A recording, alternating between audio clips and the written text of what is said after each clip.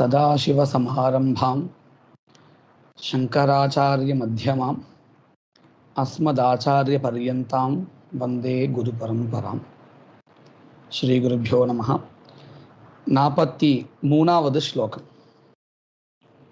अहं नापत्रासक्षुभितहृदयोऽस्मि क्षितिसुते कथं श्रीरेवं मय्यनुभवति लोलत्वमयते वृणीष्वैव त्वं मां यदि नवरसज्ञेस्त्यभिरुचिः दुरात्मन् वागेशा ननु तव विनाशोदयवती.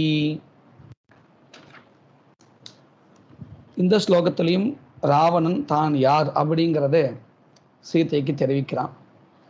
அவன் எந்த மாதிரியான சொற்களை பயன்படுத்தி தன்னை உயர்வா சொல்லின்றானோ அந்த சொற்களையே மறுபடியும் சில மாற்றங்கள் செய்து அவன் உயர்வான கருத்துக்களை எதை தெரிவித்தானோ அதை மாறாக விபரீதமாக தாழ்வான கருத்துக்கள் வரும்படி சீதை செய்தான்.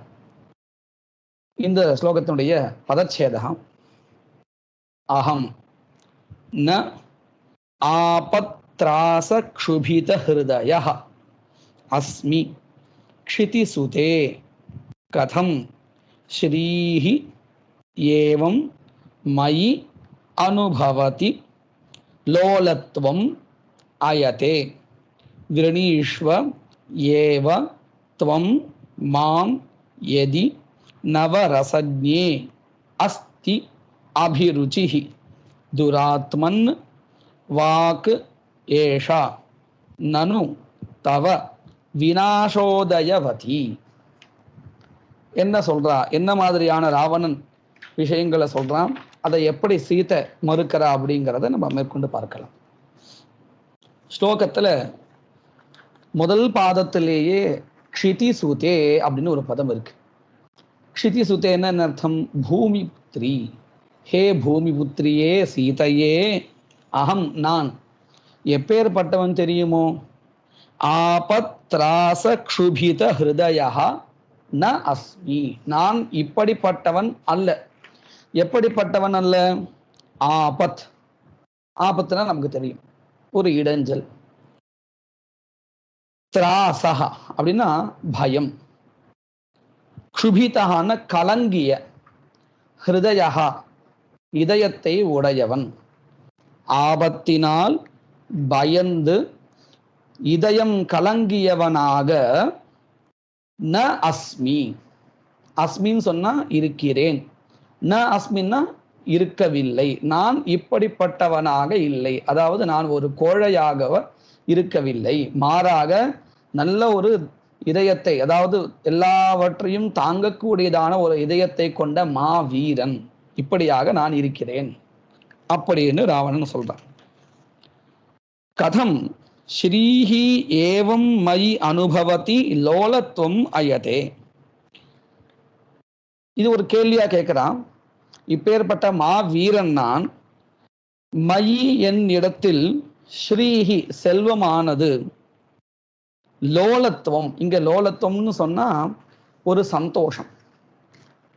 இந்த லக்ஷ்மியானவள் என் இடத்திலே இப்படி ஒரு சந்தோஷத்தை அனுபவதி, அனுபவிக்கும் பொழுது, கதம் எவ்வாறு, அயதே கச்சதி, தாத்பரியம் என்ன அப்படின்னு சொன்னா, என் இடத்துல இப்பேற்பட்ட ஒரு வீரனான என் இடத்துல இந்த ஸ்ரீஹி ஆனவள், அது ராஜ்யலட்சுமியா இருந்தாலும் சரி, செல்வம்னு வச்சிருந்தாலும் சரி, எதுவா இருந்தாலும் என் இடத்துல ஒரு ஆசையை கொண்டு இருக்கும் பொழுது, மஜி லோலத்துவம் சந்தோஷத்தை கொண்டு இருப்பதனால் ஒரு ஆசை ராவணன் இடத்துல. இந்த செல்வத்துக்கு, செல்வம் ஒரு நல்ல ஒரு சத்பாத்திர இடத்துல தான் இருக்கும். இப்போ அவன் தன்னை சத்பாத்திரம்னு சொல்லிக்கிறான், ஒரு மாவீரன்னு சொல்லிக்கிறான். அப்படி இருக்கும் பொழுது இந்த ராஜ்யலக்ஷ்மியோ அல்லது செல்வமோ, கதம் எவ்வாறு, மயி சந்தோஷே அனுபவதி சதி, என் இடத்தில் சந்தோஷத்தை அனுபவிக்கும் பொழுது, அயதே கச்சதி, கதம் அயதே எப்படி செல்லும் அப்படின்னு கேள்வி. அப்படின்னு என்ன அர்த்தம்? என்னிடமிருந்து செல்வம் எப்பொழுதும் விடை பெறாது, என்னிடத்திலேயே இருக்கும், என்னிடத்தில் மிகவும் சந்தோஷமாக இருந்து கொண்டே இருக்கும். அப்பேற்பட்ட ஒரு செல்வந்தான் நான். இப்படி இருக்கக்கூடிய மாம் என்னை, துவம் நீ, சீதையே நீ, எதி ஒருவேளை நவரசஜ்ஞே அஸ்தி அபிருச்சி. நவஹா அப்படின்னா புதுசு, ரசஜ்ஞா அப்படின்னு சொன்னா விவிதமான ரசங்களை அறிந்தவன். இங்க சொல்லக்கூடியது இந்த சாகித்ய சாஸ்திரத்தை வரக்கூடியதான ரசங்கள். சாந்தகா தீரஹா இப்படிலாம் சொல்றோம் இல்லையா, இந்த மாதிரியான ரசங்கள். இந்த ரசங்களை அறிந்தவனிடத்தில் எதி அஸ்தி அபிருச்சி, ஒருவேளை உனக்கு விருப்பம் இருக்குமே ஆனால், நன்கு ரசங்களை அறிந்த என்னிடத்தில் உனக்கு விருப்பம் இருக்குமே ஆனால், மாம் விருணீஸ்வா, என்னை வரிப்பாயாக, கணவனாக வரிப்பாயாகன்னு நம்ம இங்க எடுத்துக்கணும். முதல் 3 பாதங்கள்ல ராவணன் தன்னை பத்தி உயர்வாகவும், இப்பேற்பட்ட உயர்வுகளை கொண்ட என்னிடத்தில் என்னை நீ வரிப்பாயாக அப்படின்னு கேட்டுண்டான் இல்லையா.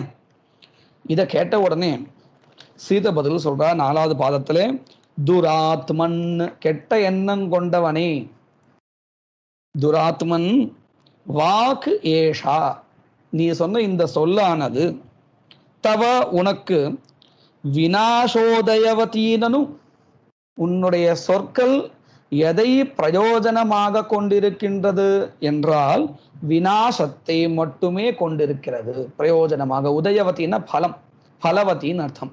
உன்னுடைய சொற்கள், வாக்கு ஸ்திரீலிங்கமா இருக்கவே உதயவத்தின்னு ஸ்திரீலிங்கத்தில் முடிச்சிருக்கார். தவ ஏஷா வாக், உன்னுடைய இந்த சொல்லானது, வினாச உதயவதி, வினாசத்தை பலமாக கொண்டிருக்கக்கூடியது. நனுன்னா அல்லவா, நிச்சயார்த்தே, கண்டிப்பாக உன்னுடைய சொற்கள் எதை பிரயோஜனமாக கொண்டிருக்கின்றன சொற்கள், வினாசத்தை, உன்னுடைய நாசத்தை. ஏன் அப்படின்னு சொன்னா, நம்முடைய ஒவ்வொரு சொல்லும் ஏதாவது ஒரு பிரயோஜனத்தை கொண்டிருந்துதான் ஆகணும். இல்லைன்னு சொன்னா அந்த சொற்கள் வியர்த்தம் ஆயிடும் இல்லையா. அப்போ இவனுடைய சொற்கள் இப்படி தன்னை பத்தி உயர்வாகவோ தன்னை என்ன வரிக்கும்படியோ கேட்டுக்கிறான் இல்லையா. இந்த சொற்களுக்கெல்லாம் என்ன பிரயோஜனம் அப்படின்னு கேட்டா வினாசந்தான் அப்படின்னு இந்த ஸ்லோகத்தினுடைய மேலோட்டமான அர்த்தம். இதனுடைய கூடார்த்தம் என்ன அப்படின்னு கேட்டா, ஏஷா தவ வாக் வினா விகத நகாரா சதி ஷஸ்ய உதயவதி அப்படின்னா என்ன அர்த்தம்? வினாஷ உதயவதி இப்படின்னு பதம் இருக்கு இல்லையா, இதை நம்ம இந்த ஸ்லோகத்துக்கு அர்த்தம் சொல்றதுக்காக இப்படி பிரிச்சுக்கணும். வினா ஷ உதயவதி. வினான்னு சொன்ன அர்த்தம் விகதா நகாரா, ந என்கின்ற எழுத்து இல்லாமலும் அதனுடைய இடத்துல ஷா என்கின்ற எழுத்தானது உற்பத்தி அதாவது உத்பவம் ஆகிறதாகவும் வச்சுக்கணும். அப்படின்னு என்ன அர்த்தம்? நகாரத்தை எடுத்துட்டு அந்த இடத்துல ஷகாரத்தை நம்ம சேர்க்கணும்னு அர்த்தம். இதுதான் வினா, வினா ஷ உதயவதி, வினாசோதயவதி. இப்போ அப்படி வச்சா இந்த பதங்கள்லாம் எப்படி மாறுறது பார்ப்போம். அகம் சாபத்ராச க்ஷுபித ஹிருதயோஸ்மி. முன்னாடி இதே இடத்துல இந்த முதல் பாதத்துல என்ன பதம் இருந்தது அப்படின்னு சொன்னா, ஆபத்ராச க்ஷுபித ஹிருதயோஸ்மி அப்படின்னு இருந்தது. இந்த இடத்துல நாவை எடுத்துட்டு ஷாவை வச்சா என்ன ஆயிடும்? சாபத்ராச க்ஷுபிதவதி. க்ஷுபிதவான் நாஸ்மின்னு அங்க சொன்னா இல்லையா.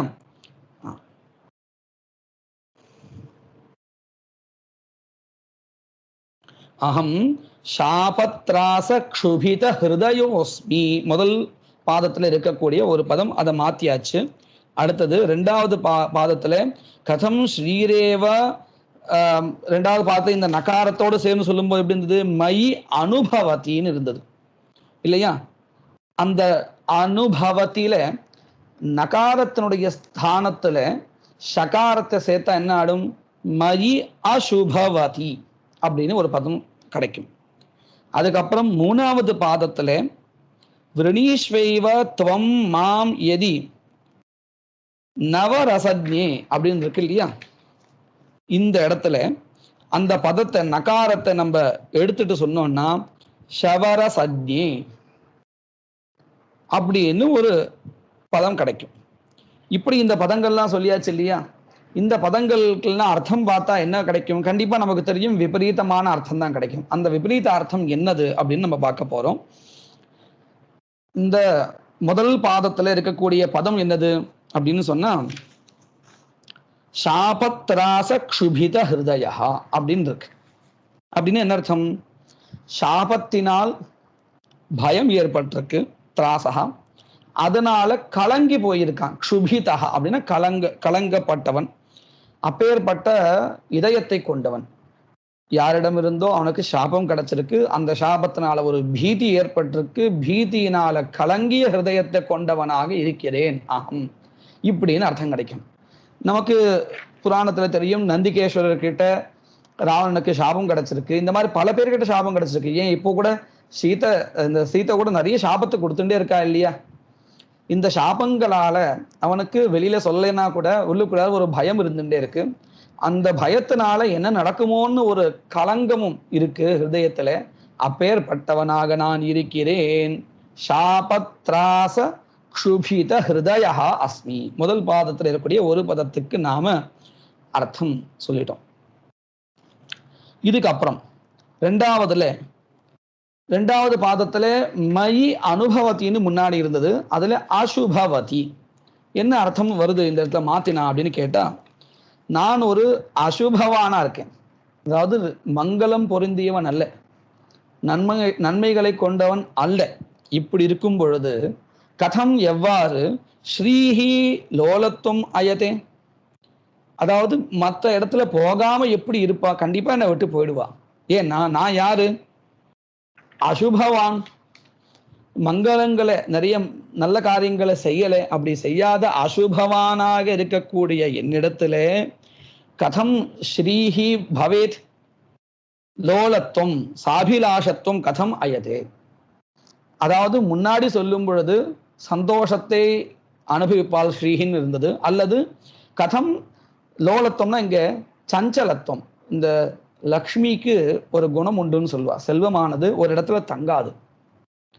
என்னிடத்திலே சந்தோஷம் கொண்டிருப்பதனாலே இந்த ஸ்ரீயானவள் கதம் லோலத்துவம் சஞ்சலத்துவம், இங்கிருந்து இன்னொரு இடத்துக்கு போகணும், அப்படி இன்னொருத்தரை போய் அடையணும் அப்படிங்கிற எண்ணம் எப்படி வரும் லக்ஷ்மிக்கு முன்னாடி கேட்டான். ஆனா இந்த இடத்துல அசுபவதி மயி கதம் ஸ்ரீஹி லோலத்துவம் அயதே, இந்த லக்ஷ்மி ஆனவள் எப்படி என்னிடத்துல சந்தோஷத்துடன் இருப்பாள்? இருக்க மாட்டாள், என்னை விட்டு போயிடுவாள் அப்படின்னு அர்த்தம். அடுத்ததாக மூணாவது பாதத்துல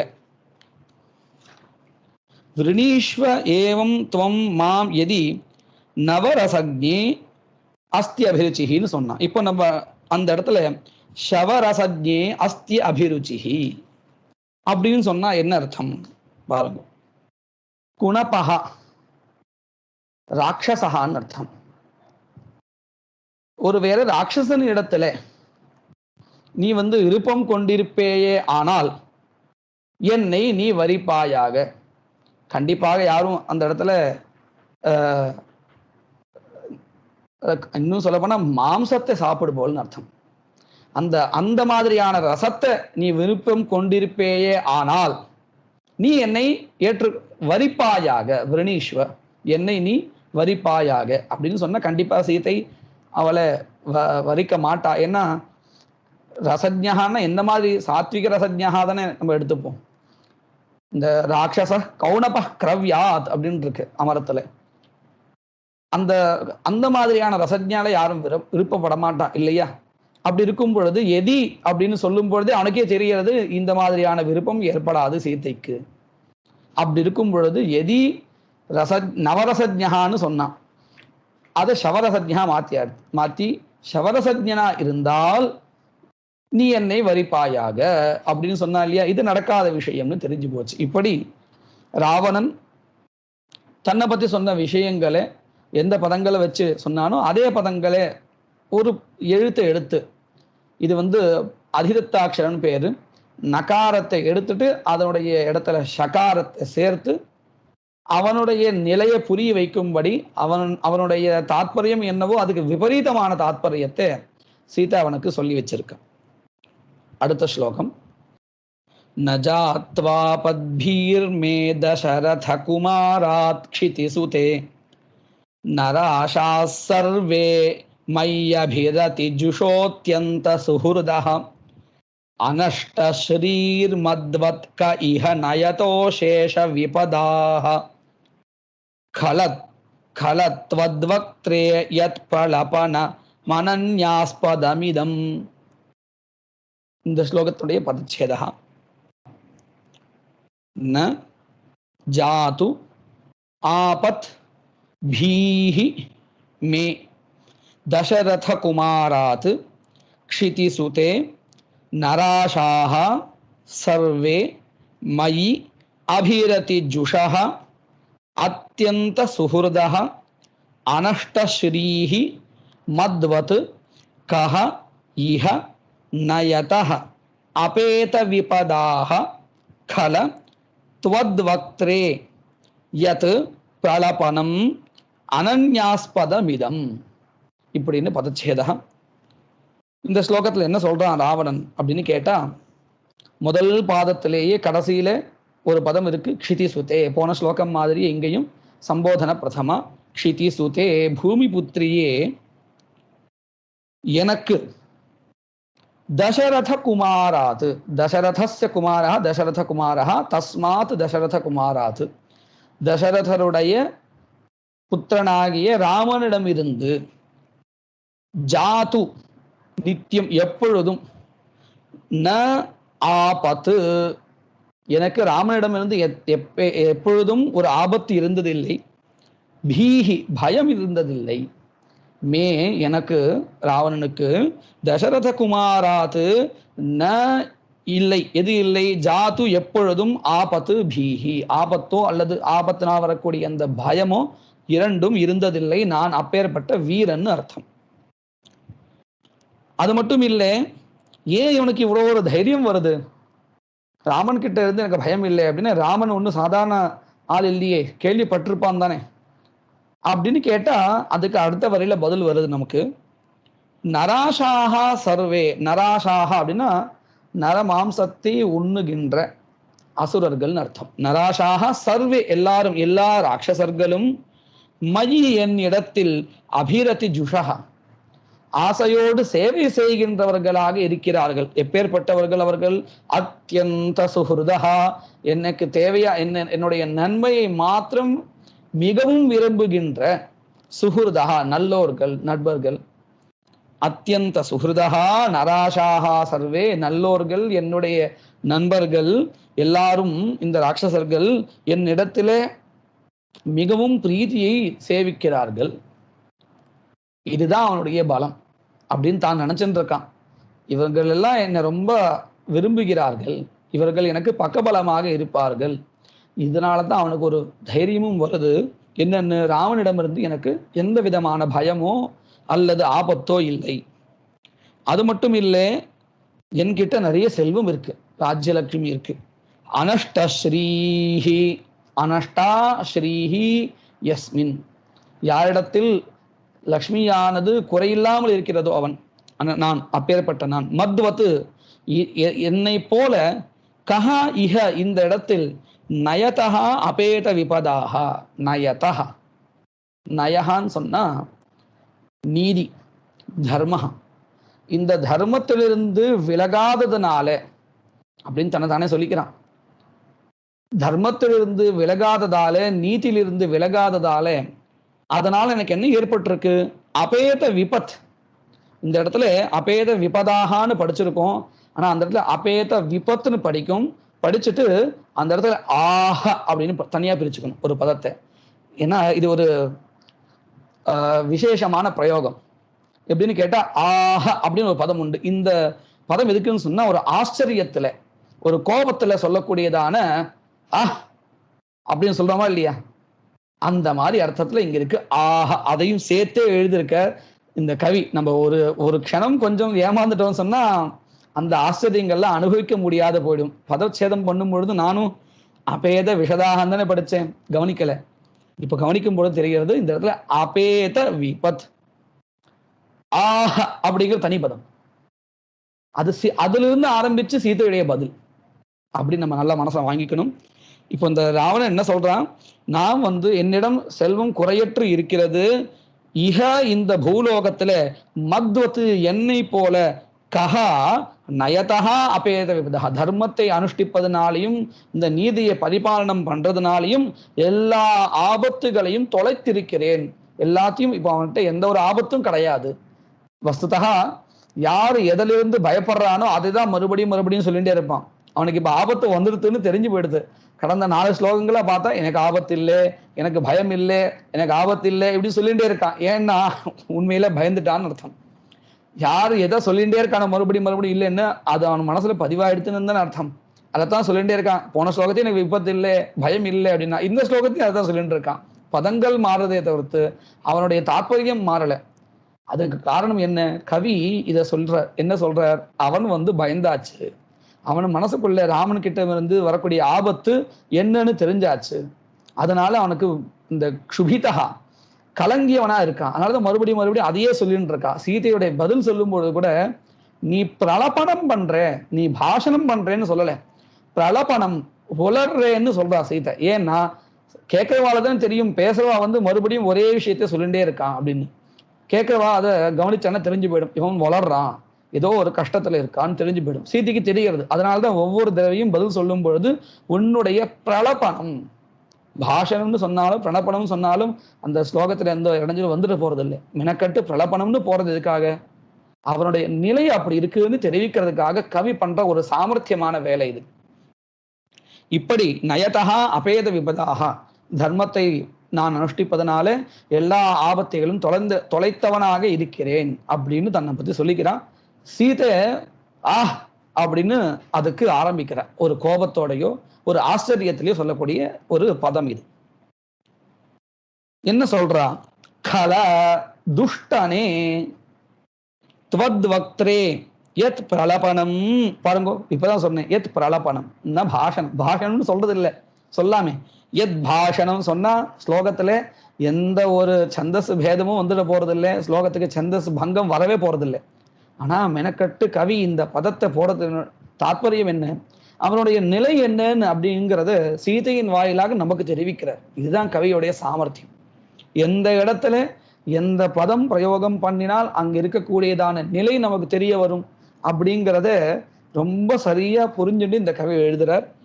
துவத் வக்த்ரே, உன்னுடைய இந்த முகத்துல வரக்கூடியதான பிரலபனம் இருக்கே, இது அனன்யாஸ்பதம் இதம். அப்படின்னா என்ன அர்த்தம்? வேற ஒருத்தன் வாழ் இதெல்லாம் வரவே வராது. ஏன்னா ராமரை பத்தி எல்லாருக்கும் தெரியும். தெரியாதவன் நீ ஒருத்தன் தான், உன் வாயில மட்டும்தான் இந்த மாதிரியான ஒரு சொற்கள்லாம் வரும். அனன்ய ஆஸ்பதம், அனன்ய அப்படின்னு அர்த்தம் மற்றவர்கள் இடத்துல இல்லாத ஒரு செய்கை நீ செய்திருக்க அப்படின்னு சீதை சொல்றா. இதுவும் ஒரு விதத்துல தூஷணம். அப்படின்னு அர்த்தம், எல்லாரும் ஏற்றுக்கொள்ளக்கூடிய ஒரு விஷயத்தை ஒருத்தன் மட்டும் ஏத்துக்க மாட்டான்னு சொன்னா அவன் கண்டிப்பா துஷ்டனா தான் இருப்பான். அப்படி நீ இருக்கேங்கிற காமிக்கிறதுக்காக தான் சம்போதனத்தை கூப்பிடும் போது கல அப்படின்னு பதம். சரி, இப்போ இதனுடைய கூடார்த்தம் என்னன்னு நம்ம பார்க்கணும். இந்த இடத்துல கவி ரொம்ப சாமர்த்தியமா பண்ணிருக்க ஒரு வித்தியாசமான பிரயோக.